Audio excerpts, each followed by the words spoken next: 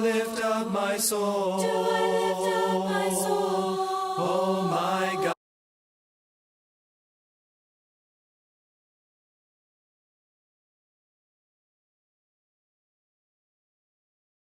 Enemies triumph over me. Yea, let none that way on thee be ashamed. Yea, let none that way on thee be ashamed. Oh my God, I trust in thee. Let me not be ashamed, let not my enemies triumph over me. Remember not the sins of my youth. Remember not the sins of my youth. Oh my God, I trust in thee. Let me not be ashamed, let not my enemies triumph over me.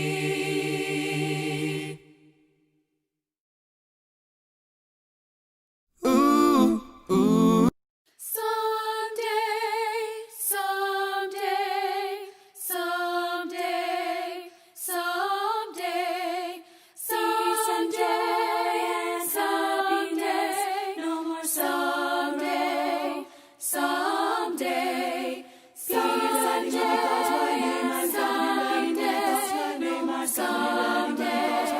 someday. Trumpets will sound and all the dead shall arise. We'll walk the streets of gold. Someday, someday, someday, someday, someday. Peace and joy and happiness, no more sorrow. Someday. Gotta be ready when he calls my name. I gotta be ready when he calls my name. Gotta be ready when he calls my name. Someday, trumpets will sound and all the dead shall arise. We'll walk the streets of gold. Someday, someday,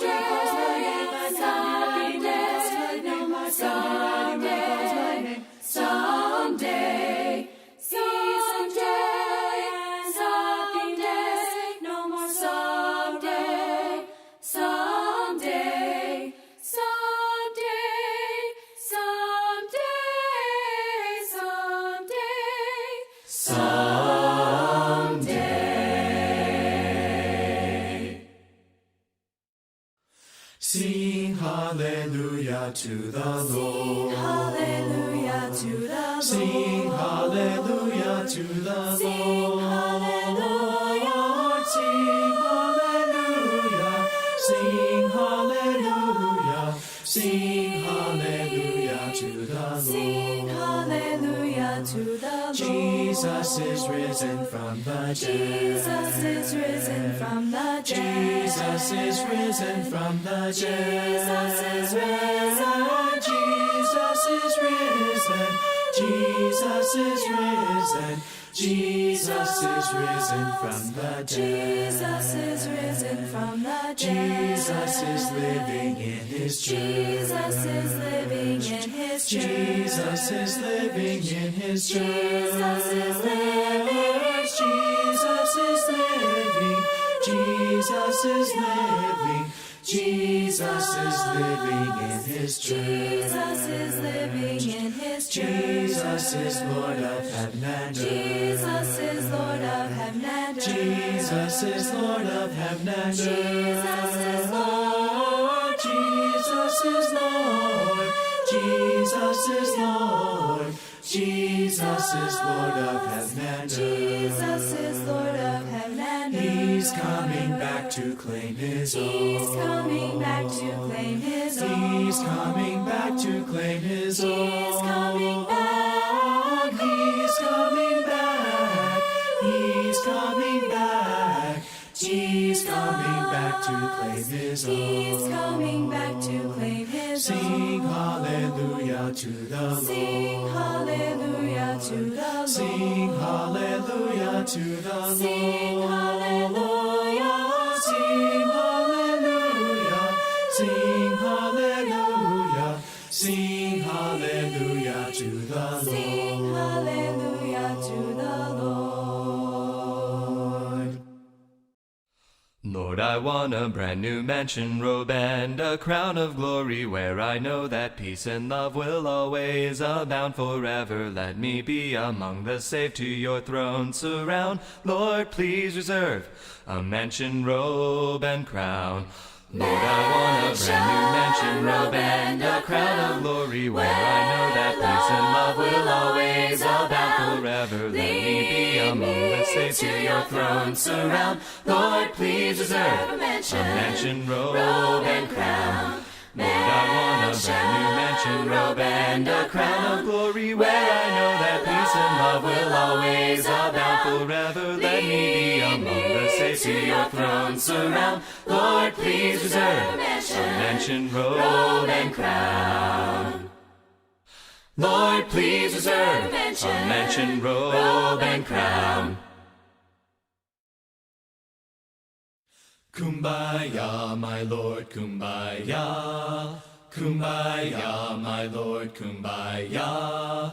Kumbaya, my Lord, kumbaya. Kumbaya, my Lord, kumbaya. Rainstorm, fire, wind, kumbaya. Rainstorm, fire, wind, kumbaya. Someone singing, Lord, kumbaya. Someone singing, Lord, kumbaya. Someone singing, Lord, kumbaya. Someone singing, Lord, kumbaya. Singing rainstorm, fire, wind, kumbaya. Rainstorm, fire, wind, kumbaya. Someone's praying, Lord, kumbaya. Someone's praying, Lord, kumbaya. Someone's praying, Lord, kumbaya. Someone's praying, Lord, kumbaya. Singing rainstorm, fire, wind, kumbaya. Rainstorm, fire, wind, kumbaya. Come by here, my Lord, come by here. Come by here, my Lord, come by here. Come by here, my Lord, come by here. Come by here, my Lord, come by here. Singing rainstorm, fire, wind, kumbaya. Rainstorm, fire, wind, kumbaya. Kumbaya, my Lord, kumbaya. Kumbaya, my Lord, kumbaya. Kumbaya, my Lord, kumbaya. Kumbaya, my Lord, kumbaya. Singing rainstorm, fire, wind, kumbaya. Rainstorm, fire, wind, kumbaya. Rainstorm, fire, wind, kumbaya. Rainstorm, fire, wind, kumbaya. Kumbaya, my Lord, kumbaya. Kumbaya, my Lord, kumbaya. Kumbaya, my Lord, kumbaya. Kumbaya, my Lord, kumbaya. Kumbaya. Let us worship the Father, worship the Father, worship the Father of glory. Let us worship the Father, worship the Father, worship the Father of love. And we will glorify the Lord. And we will glorify the Lord. Sing your praise to the Father, praise to the Father, praise to the Father of glory. Sing your praise to the Father, praise to the Father, praise to the Father of love. And we will glorify the Lord. And we will glorify the Lord. Lift your hands to the Father, hands to the Father, hands to the Father of glory. Lift your hands to the Father, hands to the Father, hands to the Father of love. And we will glorify the Lord. And we will glorify the Lord. And we will glorify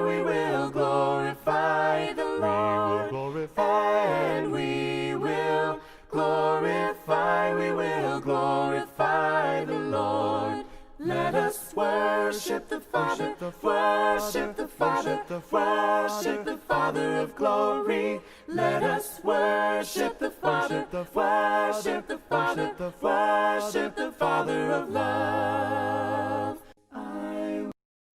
I am mine no more. I am mine no more. I've been bought with blood. I am mine no more. Jesus is my Lord. Jesus is my Lord. And He rules my life. Jesus is my Lord. He will come again. He will come again. And He'll take me home. He will come again. I am mine no more. I am mine no more. I've been bought with blood. I am mine no more. Restore my spirit, Lord, I need restored. Lord, you know that My heart is weary, please help me, dear Lord. I stand in need of more strength from your word. Renew my love, rebuild my faith, oh, restore my soul. Revive the fire, Lord, deep in my soul. won't you please, Lord, Stir my desire to work in your fold. Light in my heart, dear God, your zeal grown cold. Renew my love, rebuild my faith, oh, restore my soul. Renew my courage, Lord, it needs restored. yes it does, for My cup is empty, refill it, dear Lord. Replace all doubt and fear with faith so bold. Renew my love, rebuild my faith, oh, restore my soul. Renew my love, rebuild my faith, oh, restore my soul. Would you be poured out like wine upon the altar for me? Would you be broken like bread to feed the hungry? Would you be so one in me that I may do just as I will? Would you be light and life and love, my word fulfilled? Yes, I'll be poured out like wine upon the altar for you. Yes, I'll be broken like bread to feed the hungry. Yes, I'll be so one in you that you may do just as you will. Yes, I'll be light and life and love, your word fulfilled. Love one another, for love is of God. He who loves is born of God and knows God. He who does not love does not know God, for God is love. God is love. Love one another, for love is of God. With all thy soul, who loves is born of God and knows God. He who does not love does not know God, for God is love. God is love. God is love.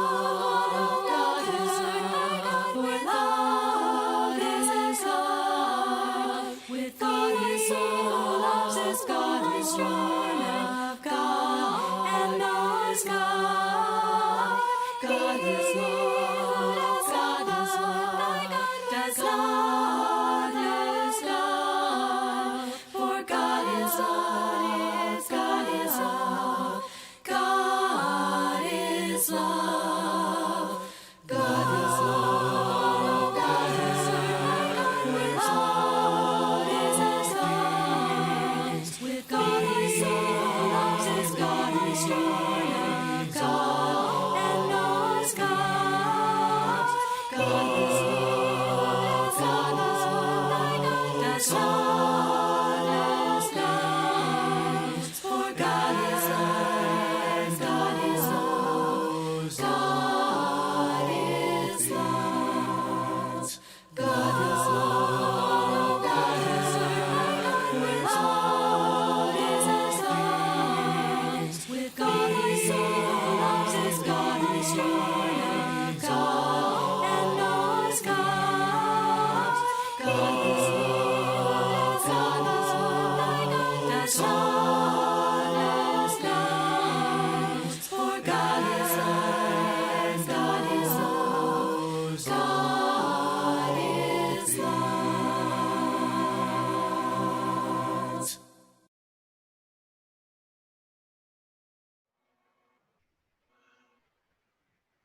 Good evening. I am happy to be with you tonight. I'm Don Walker, minister and one of the elders at the Trenton Church of Christ. And on our Sunday nights, we are going to begin to do some roundtable until we get back where we can assemble and stream our services again. We're going to do some roundtable discussions. And I couldn't think of a better person to have than to have my good friend Jeff Archie. Jeff's a longtime gospel preacher. He got to Eastside in Cleveland about the time I got to Trenton. And he now is working full-time with the International Gospel Hour and is one of their speakers. Jeff, how are you tonight? Doing well, Don, and good to be with you, and it's good to see everyone. It is good to be with you, and it is challenging times for the church today. I think that in our lifetime, this has probably been as challenging a situation as we've had with the coronavirus, all the other things going on, and the things that has wrought and brought into our lives, the isolation, and just so many members who are so concerned, as rightfully they should be, about the possibility of catching it and being in a higher risk category, and they were concerned about that. For all of us, just about the lack of fellowship. I don't know of a single congregation in the Brotherhood, I'm sure there probably are some, but that have not made some changes either to their assembling together, or they're eliminating the fellowship, cutting Bible classes back, trying to socially distance and do the things on that. And at the other time, many congregations that were not involved in technology are now involved in technology. You travel around the Brotherhood quite a bit and have seen quite a bit.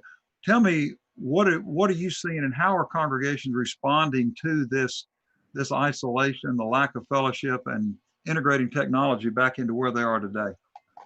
Well, Don, what I've seen in my travels, and of course, a lot of times it's been a lack of travel due to the changes that brethren are having to make. So I communicate a lot by phone or visit by phone and all, and try to work around schedules that people are working with and bringing forth. And it varies. That's the beauty, if you will, of the Lord's church being autonomous. Each congregation that has her shepherds or elders have to evaluate the sheep they have in their flock and to make the best decisions possible. I've known of some that have continued to meet. I have known some that have cut back and made those adjustments. There are some who have provided, as members assembled together to worship in their homes, have provided for them the material that they can view on internet or on their TV, along with what they're doing. Everybody has made their own call of what is best.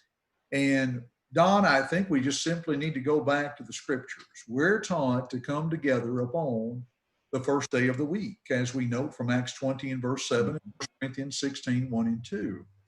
Now, as the early church was scattered in Acts chapter 8, I'm certain there were Lord's days that they did assemble, but by themselves. Let's not forget that John was in the Spirit on the Lord's day, and who was with him on the Isle of Patmos? He was by himself. And so Christians will observe to worship on the Lord's day and to accept what is before them and to do the very best that they can.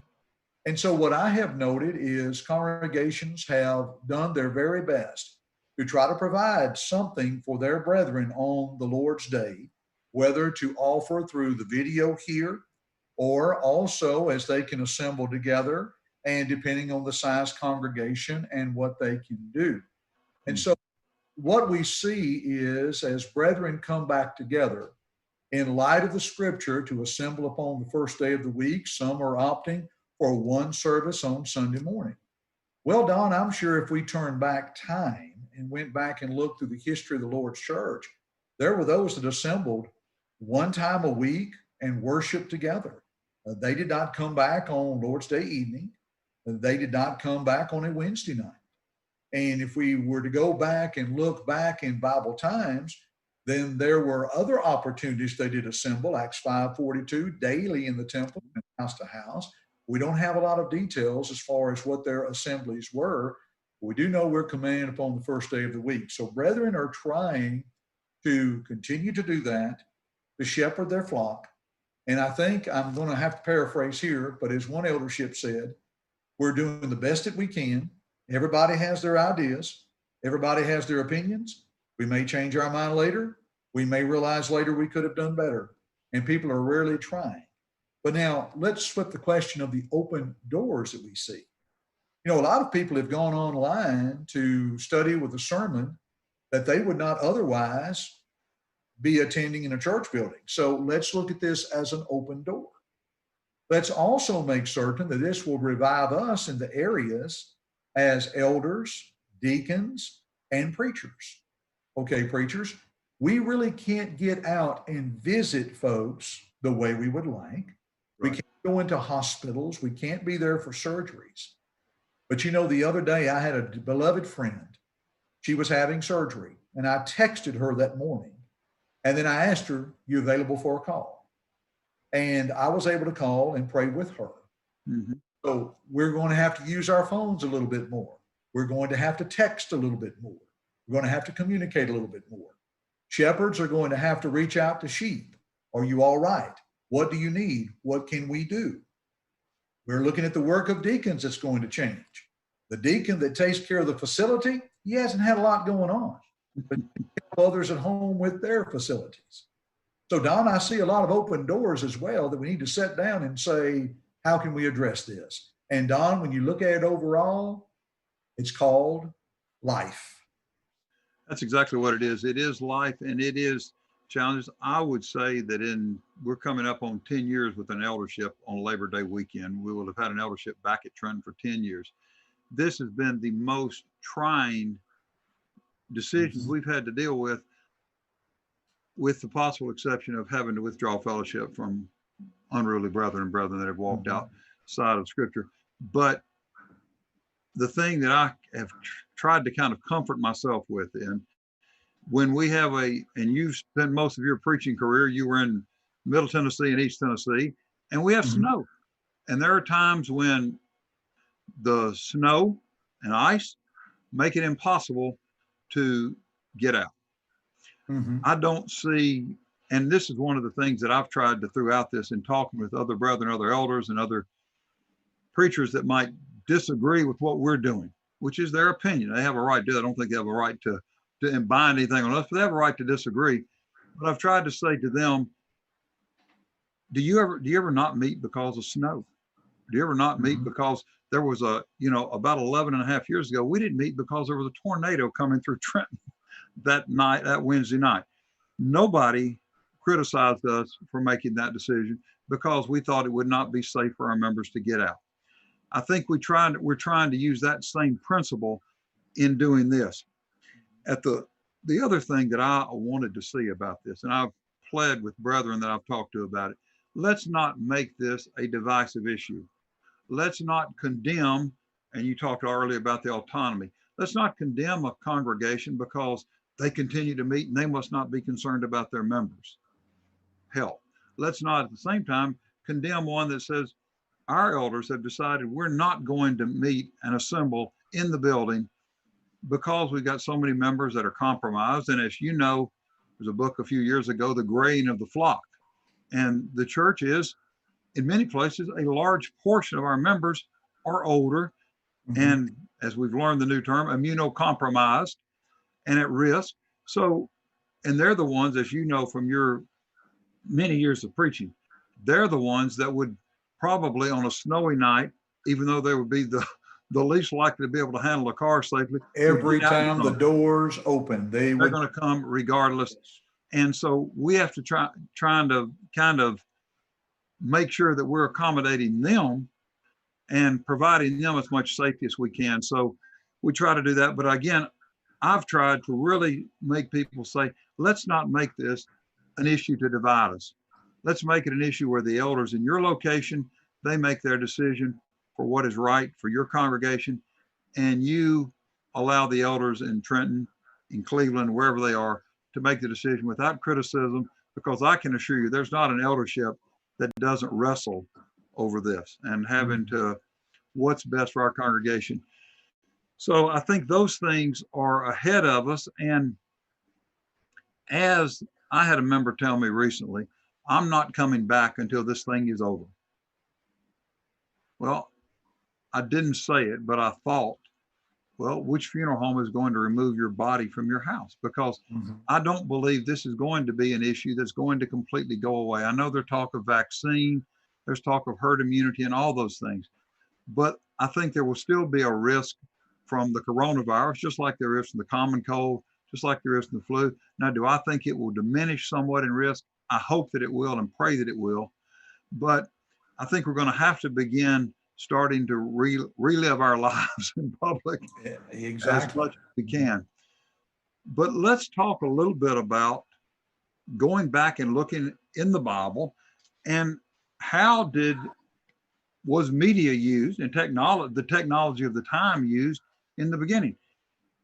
In the first 3 chapters of the book of Genesis, what was the media used then? Well, it was God speaking directly to Adam. He talked to him. They walked and talked face to face because of no sin.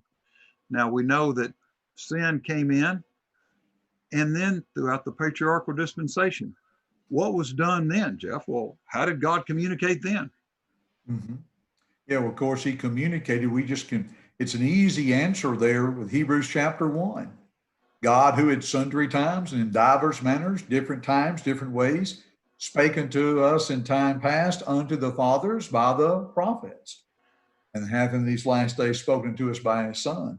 He had spoken to Moses, who had led the people. And then we continue to see how God communicated to man, of course, then through the prophets and so on. And we see God always used the best available technology to speak to his people. I mean, if you remember when Moses, and I'm sure you do, when Moses was up on the mountain in Exodus, the people said, don't let God speak to us again. Please don't let God speak to us because we'll die. So there's always been a time when God communicated. When Jesus came to the earth, I think he used the best available technology. What could be better in that time than being on a grassy hill or an elevated surface outside? And certainly Matthew 5, 6, and 7. As we called it, nature's amphitheater, where he was seated, could speak out, that his voice could carry. When he goes out in the ship off the shore and speaks, so the people can be there and be close and hear. You see him using technology. Certainly as we move into the church, do we see technology beginning to be used there? Peter speaks from an upper room, and we don't know how large the crowd was that day in Acts chapter 2, but we know that 3,000 responded to the gospel call that day. It was a pretty good crowd, I would imagine, that was able to hear Peter and the other apostles as they spoke that day. I'm sure you go back, your mind probably, if you're thinking of technology, think about the Apostle Paul in Athens. Oh, absolutely. Where he went among where the crowd was, and he stood amongst all those idols and declared unto them the true and living God.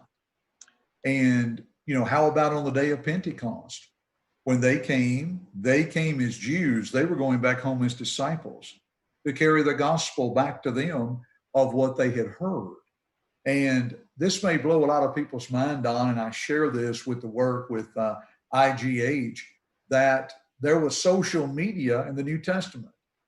The media, what's another word for media? Well, it's the word news. They had the best news, the gospel, the good news, the power unto salvation, Romans 1:16. And they had the social media and the fact that they took it out there socially.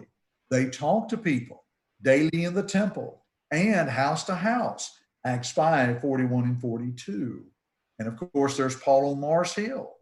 And then, of course, the letters that were sent to the churches. And then how Paul would also speak to those elders at Ephesus.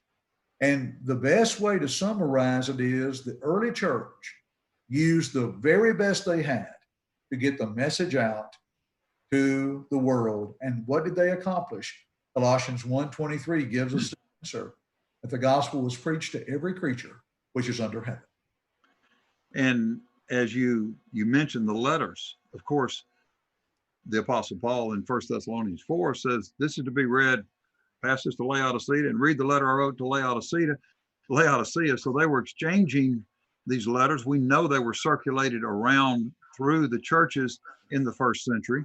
And again, it was using the media, the assets that they had to carry the gospel to the world. Now, jump forward, what began to happen in the 1900 years transpiring from the end of the first century until the 20th century?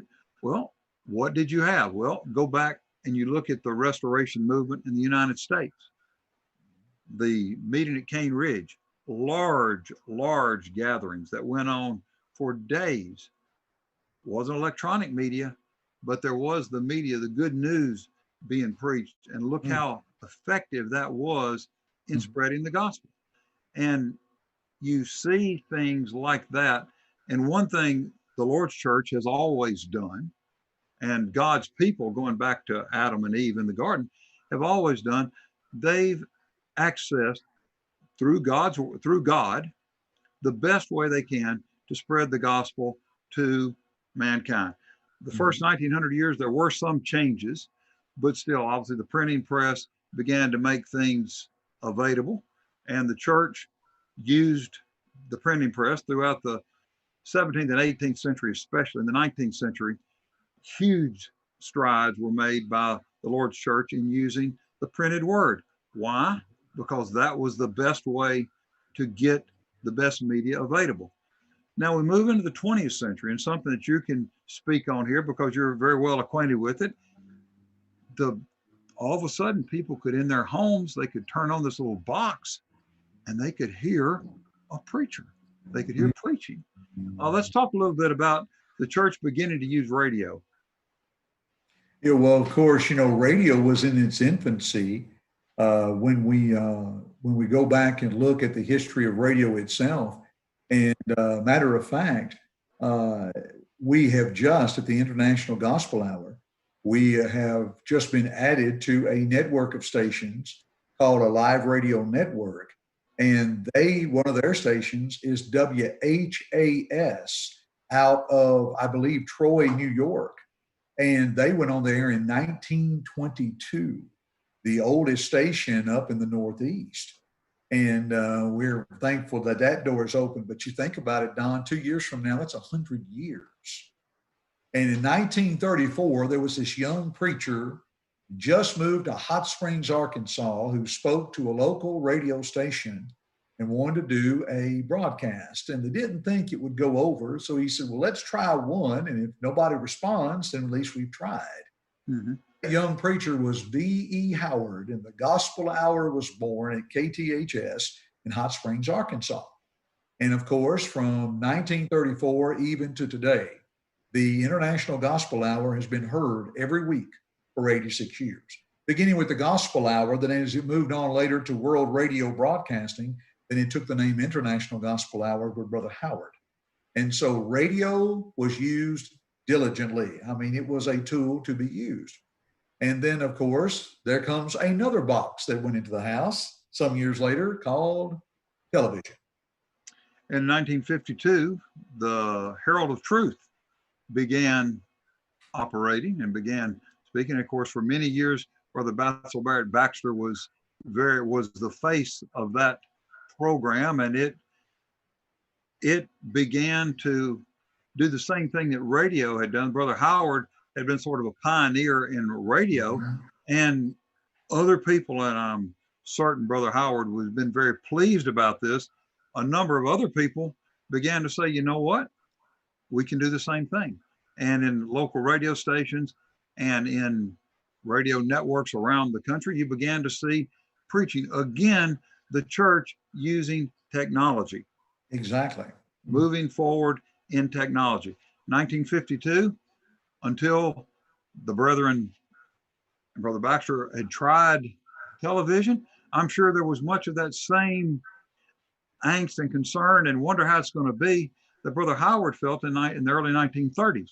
But as we know now, the Herald of Truth became wildly successful, became very, very successful, and was a very efficient tool, continues to be an efficient tool that the church uses. Of course, there are a number of other programs today.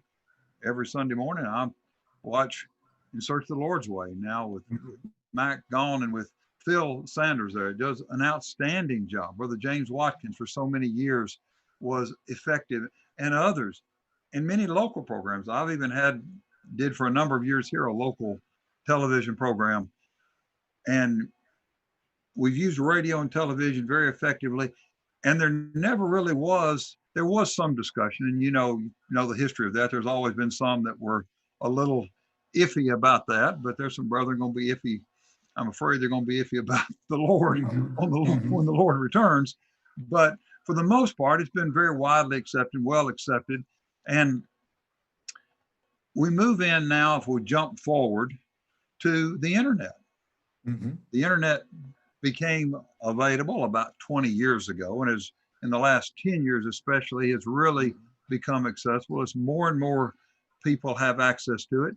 And a lot of the programs that were on radio only, International Gospel Hour, I listened Friday morning. I listened to you do one of the historical and really enjoyed it. Brother Winfred Claiborne's, one of his sermons on my phone through the internet, through the International Gospel Hour app. And more of the programs that were radio only or television only have moved into the internet because it increases the accessibility. It increases the penetration into people having it. And it's easy to find, and it's very inexpensive. That's one of the things about the internet. And see and watch how all this goes, Don, and especially when we talk about, history of International Gospel Hour. For example, Brother Howard was on the air for 60 years. And then his health and age began to affect him. That Winfred Claiborne took over. And about the time Winfred took over in mid-90s, that's when the internet came on, and the internet was very huge. Well, of course, it was making its strides. Well, about that time, this preacher out of Pennsylvania decided, I want to get in on this. And so he went out there and he got searching Bible.com taken. And he kept working and found out that the Bible.net was not taken. And in the early days of the internet, he got that site. He owns that site. He didn't know that some years later, he would be taken over for Winfred Claiborne. And I'm speaking of my predecessor, Jody Apple. And so Jody saw that vision with the internet. And of course, so did Winfred and others, that, we all began to get our websites and how that could work. And people could go to gospel. At the time, I think it was gospelhour.net. Now it's internationalgospelhour.com.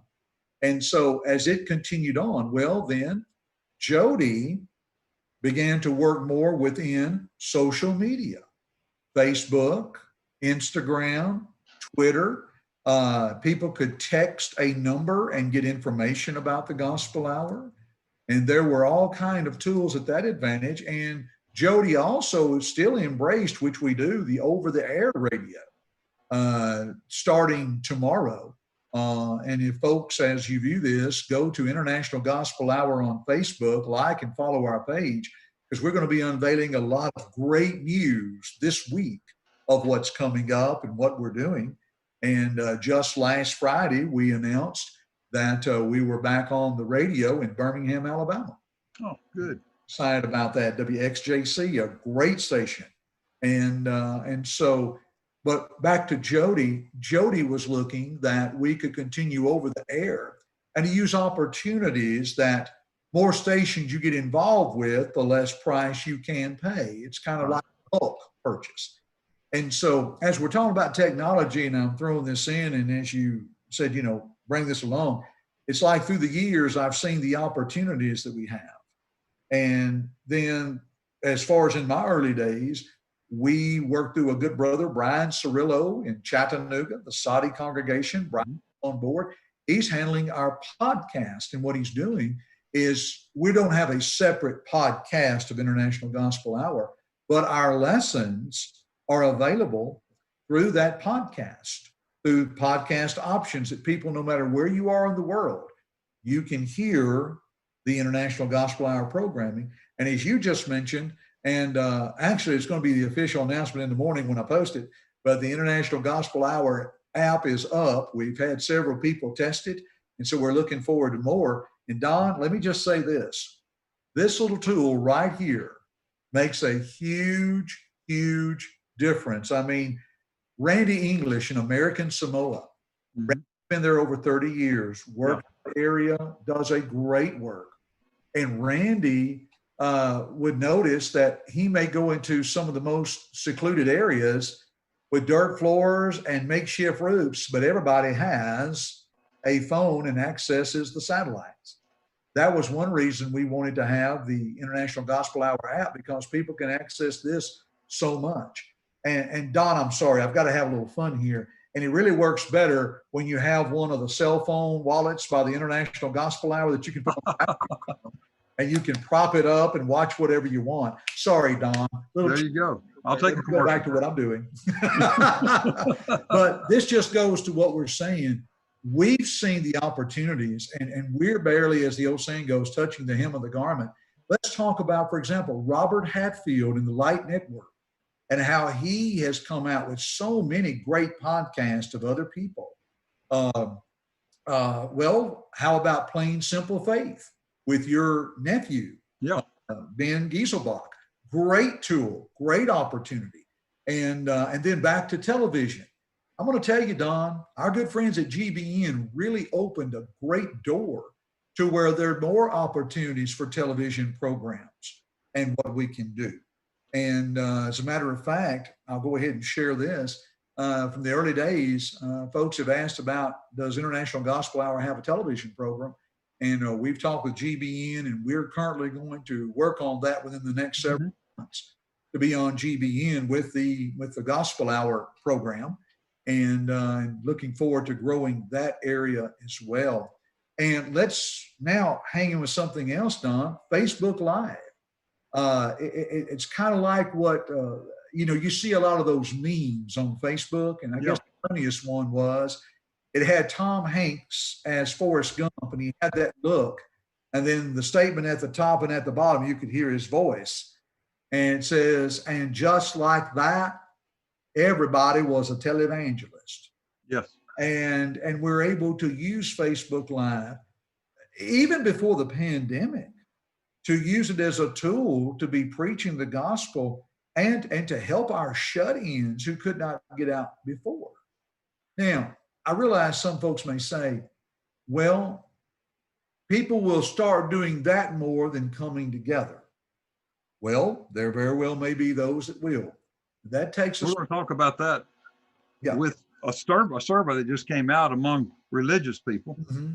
Sure. But before we get off of that, I want to let's swing back to that one at the proper time. Yeah. Just to wrap up the part here, I mean, we've just kind of given an overview both of us, of how social media can be used and how positive. And we're excited, with IGH and of course others, to see the opportunities that have opened up the doors that at one time you'd have to turn the dial just right to hear the radio broadcast.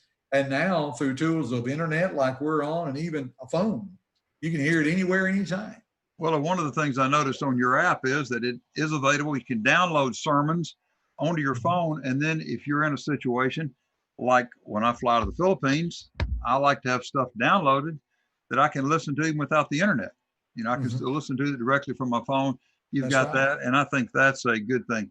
And by the way, thanks for showing the app there. The check's in the mail, Don. Thank you. You're welcome. You're welcome. I'll take it. I was honored to be one of the first to get to test it on Friday. I was honored to be part of that, and I do thanks like for your it. help there. I am on there, and I do think it's something worth finding. And I'm very technologically limited, as anyone will tell you. But I went to the App Store and I just put in International Gospel Hour, and it came right up, and then it loaded up real quick. So it's working very, very well. I'll give you a tester's view of it. It worked very, very well. Well, great. Thanks. You mentioned just a minute ago some of the drawbacks, some of the potential drawbacks to it. The Barna research group, which as a preacher, they survey religious people. They're, by the world's standards, what they call Christians, meaning anybody that's not a Jew or a Muslim or any other. If you claim to be a Christian of any kind, they include them in the survey. They said that since March the 15th, 1 out of 3 religious people that were attending worship services on some type of regular basis have not streamed or attended a worship service. They said, their words, not mine, they have effectively dropped out of religious service. Now, that is not a drawback to technology. That's just saying everybody is not accessing the technology. Another thing that really concerned me, and I think we've observed it in our situation here at Trenton, the ones that are not watching. Now we've got about 3 families that do not have the internet, that do not have any access to social media, some older people that just didn't see a need for it. But the disturbing factor in that was, Jeff, 50% of the millennials who I thought that most millennials, I thought this was attached to their hand. I didn't think they could get away from it. Yeah. But the millennials, 50% have not attended a religious service or have not streamed a religious service since the middle of March. 35% of Generation Xers and 26% of the baby boomers, which I think includes me and you, have not attended a religious service.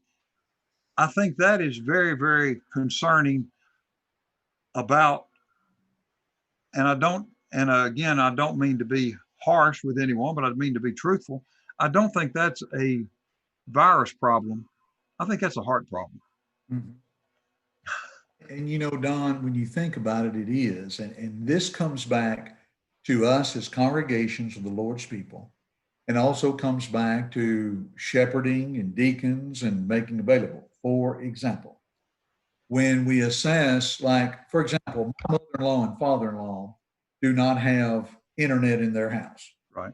Now, what they're able to do is their preacher worked and have a setup to where you can dial a number and you can hear his lesson if you can't view it. So that's what they had to do because they didn't have the internet in their house.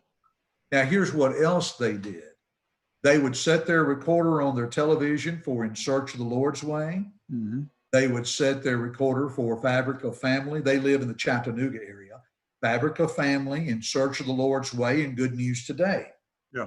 And then also they have Direct TV. So they went out to the Cowboy Channel and viewed Billy Lambert's Getting to Know Your Bible. Yeah. Any way they could find a program that could help them that day. Now, they did come together to worship. My mother-in-law and father-in-law are in their early 80s.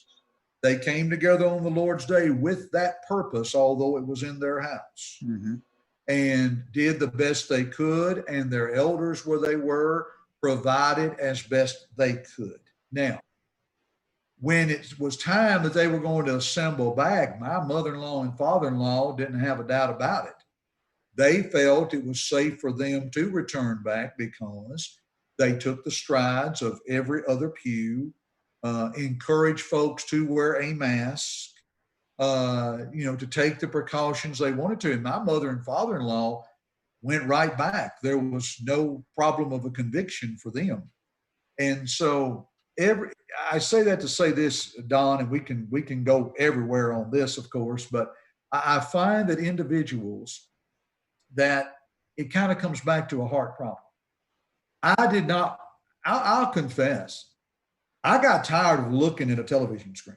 I did. I'm thankful for what we had. I'm thankful Renita and I could worship together in our home with the circumstances. Yes, I am. But I was ready to go among brethren. And this is where congregations have to look and see. For example, as my mother-in-law and father-in-law did not have the internet, everybody's got a telephone. So there's the next option to carry forward. And to reach out to people and see how can we help you through this until we can come back safely and come back together. And Don, that's just something that's ongoing that we have to look at and consider with folks. We do have to think about things. Well, I don't want to come back among the church, although we've rode off, we've done this, we've done that. But we go to Walmart and Go to work. And we go to work. And so planning to send the kids back to school in the fall. Yeah, let's think on these things and look. And I believe this is where it's going to revive elders, deacons, preachers to work toward that. And Don, within this, there's a lot of Romans 14 we need, a lot of Romans 15:1 to bear the infirmities of the weak and to evaluate. And when there are those that say, well, I can get just as much out of it sitting at home watching it than I can coming together, that's dangerous because now you're moving out into the area of fellowship and the coming together and what we should do. And Don, what I think we're going to do, we've kind of found ourselves to where we are in unprecedented times. We have to take what we have to work with people, and we have to bring them up. We have to build them up. We have to shepherd of the weak sheep. We need to serve in the areas that's needed and just strive to do our very best and revitalize ourselves and do what we can do. Feedback that I've heard from congregations and talking with elders and all, and at my age now, I have friends that are elders and I'm in kind of the elder age, I guess. But what I have found is brethren are kind of in coming back about 50% of your average Sunday morning attendance pre-pandemic is back. Okay. What about the other 50%? Well, again, Don, it varies with congregation. How many of those are older? Are they taking the precautions? Do they need to do that? Some can, some can't. And that's where we have to sit down and say, where can we minister? Where can we serve? And what can we do? And we want to come back together. And we need to be able to come back together and to work with that. So along that line, in June, the area-wide preachers meeting was held on Zoom. And as we had it, the issue came up of two of the congregations in the Chattanooga area, tri-state area here, have elderships that have told the preacher, we're going to stream right now, but as soon as we can come back, we're going to shut down the stream because we're concerned about our members staying home. At Trenton, we did not begin streaming our adult Bible class, our Wednesday night Bible class, or our Sunday morning services when the pandemic started. We've been doing it for over 2 years and never have had, that was never an issue.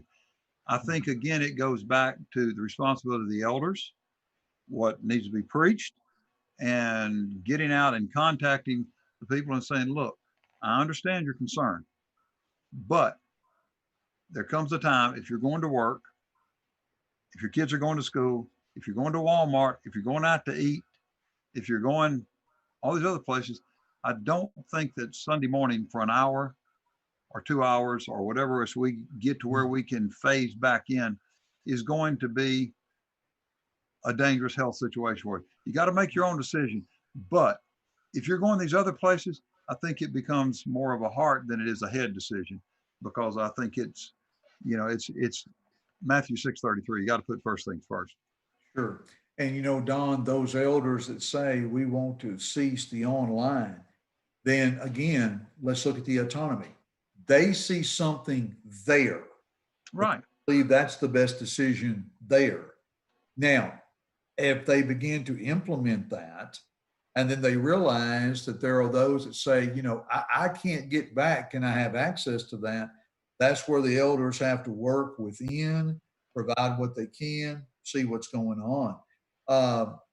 And also, too, Don, I believe that we as Christians need to take a good dose of being considerate and to think on the things of others more than ourselves. Philippians 2:1-4, which flows into the mind of Christ. And I'm not saying this to paint a halo on my head, but I'm now just able to get back out and travel to congregations and speak at some places. Mm-hmm. Some places, you know, I can go on a Sunday morning only or whatever. But like last Lord's Day, I was invited to come preach. And they're only assembling together one time. Now, they also provide the online for those that, because of health reasons or concerns and all. And so we talked, and whereas I did not go to make an International Gospel Hour presentation, I went to preach. Right. And gave the elders information when I arrived for them to consider what's my purpose for there. Well, Don, here's what I do. I say, look, what do you need from me? I'm coming among you. And I was asked, Jeff, we are asking members, will they wear a mask? No problem. Jeff, you can take it off when you get up to preach. No problem. And if they request this of me, then when I come among them, people, I mean, think for a moment, Don. I walk in the door and kind of want to do things my way. How does that look upon being a fellow servant? And I have to also, how does that look upon the gospel hour?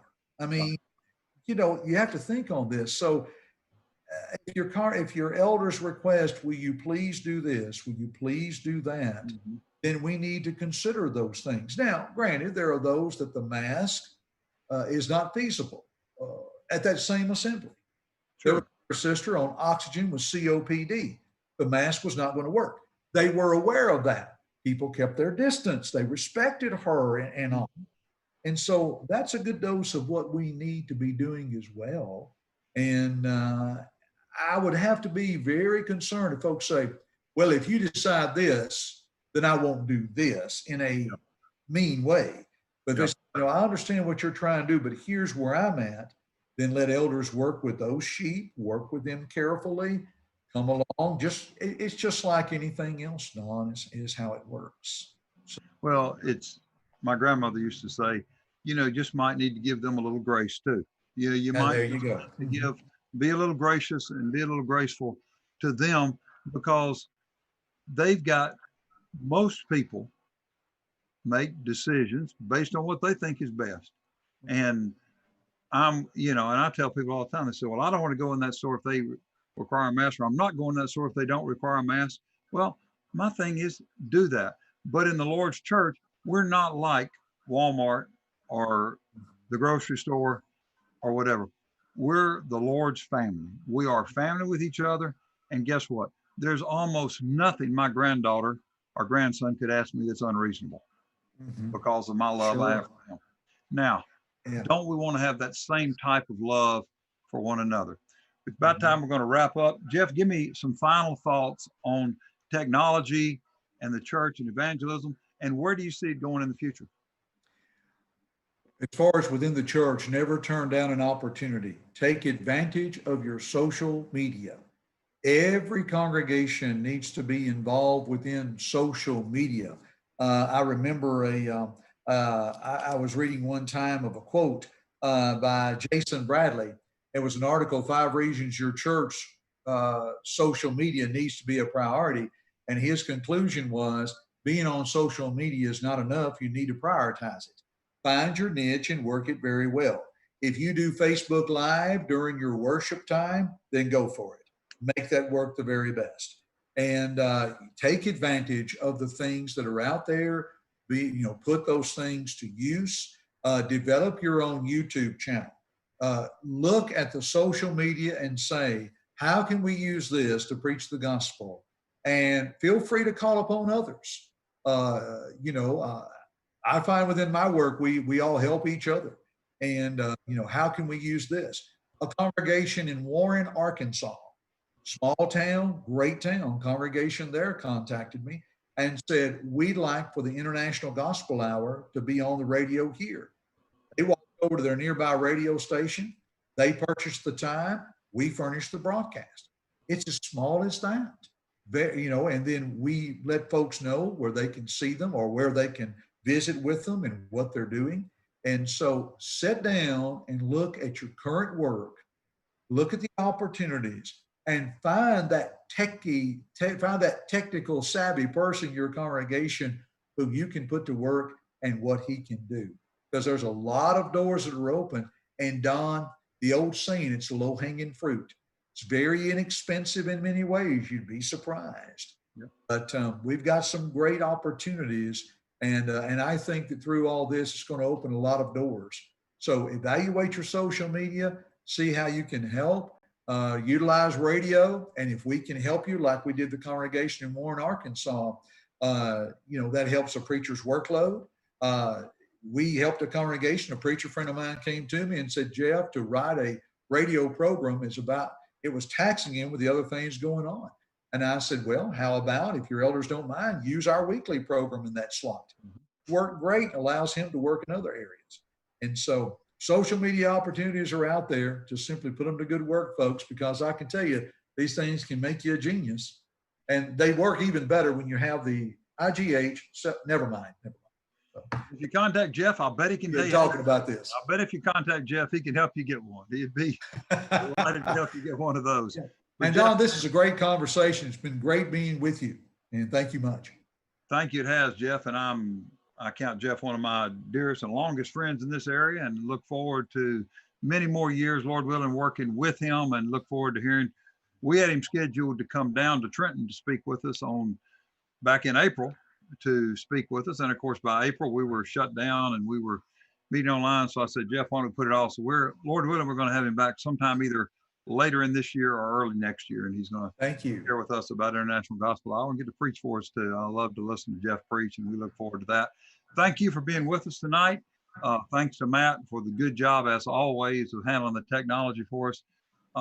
He is our techie. He is our IT guy. He's the guy that gets it done for us, and we're grateful for that.